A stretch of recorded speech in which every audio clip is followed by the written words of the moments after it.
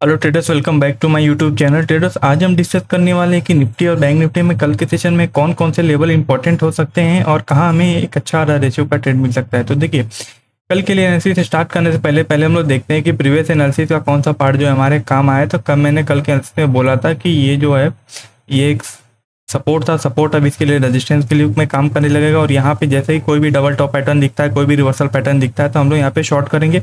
और वहाँ से हमारा कितना अच्छा 35,800 से लेकर 35,400 के लेवल तक का मोमेंटम देखने को मिला। 400 पॉइंट तक का मोमेंटम देखने को मिला था। और एक बड़े टाइम फ्रेम का एक और अपडेट आप लोगों के साथ शेयर कर देता हूँ कि मैंने क्या बोला था। मैं कई बार से बोल रहा हूँ कि ये रहा पुश फेज, ये रहा एक्सॉशन फेज। और मैं क्या बोला था, 35,000 और 36,000 और 35,500 का ये लेवल है, ये एक रिवर्सल का लेवल है। यहाँ पे कोई भी निगेटिव कैंडल बनता है तो हम लोग पोजिशनल शॉर्ट करेंगे एक छोटे से स्टॉप लॉस के बाद। और यहाँ से हम लोग अराउंड 700 पॉइंट तक का मोमेंटम देखने को मिल गया। और यहाँ पे हम लोग पहला टारगेट हमारा होगा 35,000, दूसरा टारगेट 34,500 और लास्ट टारगेट हमारा 34,000। और भी नीचे के लेवल पे हम लोग को देखने को मिल सकता है। तो चलिए हम लोग इंटरडे टाइम फ्रेम पे स्विच कर लेते हैं, 15 मिनट के टाइम फ्रेम पे। अब देखते हैं कि कल के सेशन में हम लोग कैसे ट्रेड कर सकते हैं। तो आप प्राइस को थोड़ा क्लोजली देखोगे तो यहाँ पे आपको क्या दिख रहा है, यहाँ पे आप लोग को दिख रहा है HNS पैटर्न, ठीक है। और ये रहा उसका नेकलाइन जैसा बुक्स में लिखा जाता है। एडवांस जो प्राइस एक्शन के मैं जैसे ट्रेड करता हूँ, मेरा वो दूसरा तरीका है एंट्री का। मैं इतना लेट एंट्री नहीं लेता हूँ नेकलाइन के नीचे। बट ये क्या है कि ये यहाँ पे फर्स्ट टाइम आया है।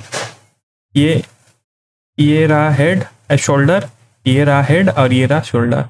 अब ये जो जोन है 34-35-400 का, इसको हिट कर चुका है। अब क्या है कि क्योंकि इतनी बड़ी सेलिंग आई है, 800 से सीधे 400 के लेवल पे आया है, तो अब हम लोग क्या चाहते हैं कि प्राइस जो है एक पुल बैक ले। ये प्राइस जो है एक पुल बैक ले। पहला पुल बैक क्या हो सकता है, ये 35,450 के लेवल का। दूसरा पुल बैक 35,600-700 के लेवल पे ऐसे हो सकता है। तब हम लोग कल के लिए प्लानिंग करते हैं कि कल अगर हम लोग को सेलिंग करनी है तो सेलिंग का हम लोग प्लान करेंगे। तो सबसे पहले हम लोग क्या करते हैं, एक सपोर्ट लाइन ड्रॉ कर देते हैं। तो क्योंकि इसने ये ऑलमोस्ट पहली बार यहाँ पे आया है, तो यहाँ से ये रिजेक्शन फेस करेगा।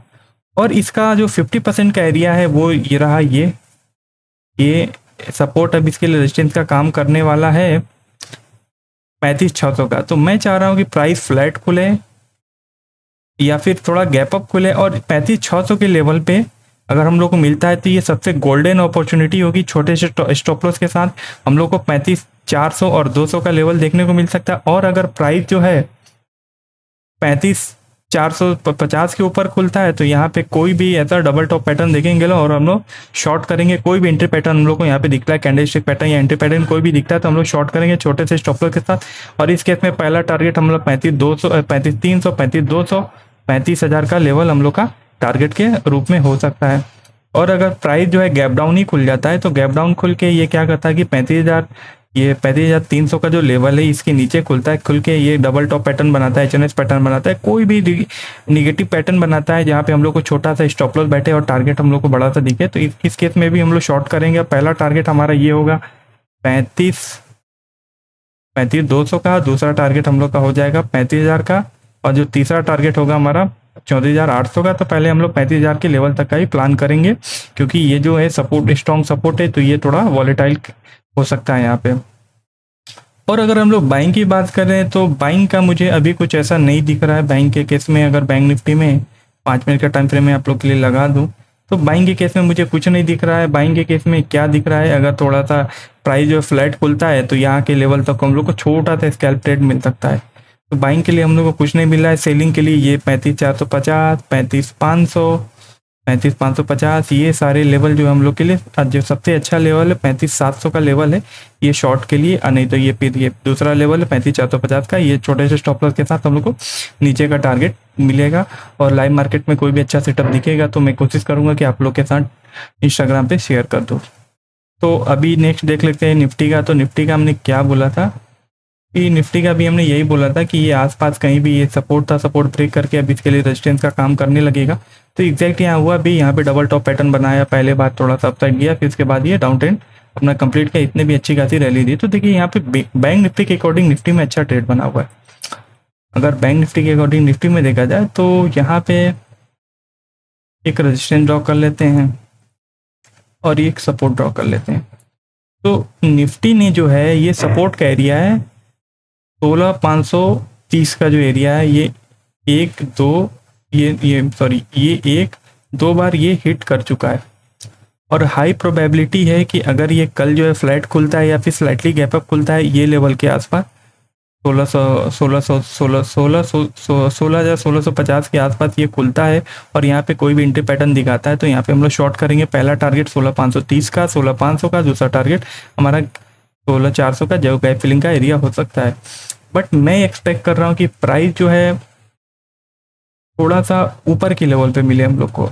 थोड़ा सा हम लोग चाहते हैं कि प्राइस जो है थोड़ा गैप अप मिले हम लोग को, 16,650 के आसपास मिले और कोई भी यहाँ पे एंट्री पैटर्न दिखता है नेगेटिव साइड तो हम लोग यहाँ पे शॉर्ट करेंगे। पहला टारगेट 16,500 का, दूसरा 16,400 का, फिर नीचे के सारे टारगेट्स हमारे हो सकते हैं। बाइंग के लिए अभी कुछ ऐसा मेरे को नहीं दिख रहा है। अगर मान लीजिए गैप डाउन खुल जाता है क्योंकि ये एक राउंड नंबर है और अगर बायर्स को कोई भी चांस देना नहीं चाहते हैं सेलर तो क्या करते हैं कि अगर 16,500 के लेवल के नीचे ये खुलता है, कोई भी एंट्री पैटर्न बनाता है तो हम लोग यहाँ पे शॉर्ट करेंगे। इस केस में हमारा पहला टारगेट होगा 16,400, दूसरा टारगेट होगा 16,300 का लेवल और तीसरा टारगेट 16,200 का लेवल हो सकता है। और बाइंग के लिए हम लोग देख लें, बाइंग के लिए क्या हमारे पास यहाँ पे कोई सेटअप अभी है। तो देखिए बाइंग के लिए भी यहाँ पे सेटअप हम लोग को निफ्टी में दिख रहा है, बैंक निफ्टी में तो ऐसे नहीं दिख रहा है। ये सपोर्ट है रेजिस्टेंस को दोनों साइड हिट कर चुका है। अगर प्राइस जो है इतना बड़ा तो गैप अप नहीं खुलने वाला है।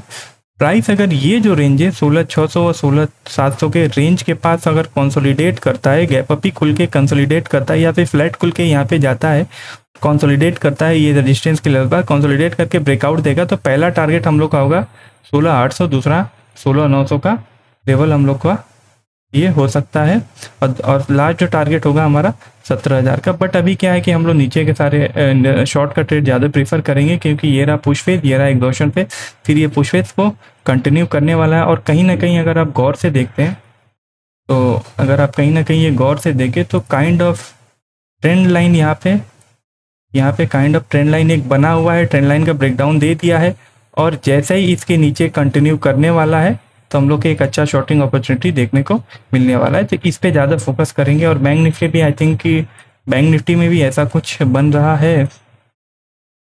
बैंक निफ्टी में भी इसने ट्रेंड लाइन का ब्रेकडाउन कल ही दे दिया था और ये सपोर्ट का ब्रेकडाउन आज दिया है। तो ये ब्रेकडाउन दे दिया, नेक्स्ट जो सपोर्ट है ये इसको भी ब्रेक करके कल अगर पुल बैक देता है तो हम लोग को बहुत ही अच्छी शॉर्टिंग अपॉर्चुनिटी देखने को मिल सकता है। तो कोई भी अगर अच्छा सेटअप हम लोग को मेरे को दिखेगा तो मैं आप लोग के साथ शेयर कर दूंगा। तो आज के लिए इतना ही, मिलते हैं कल के एनालिसिस सेशन में, तब तक के लिए गुड बाय।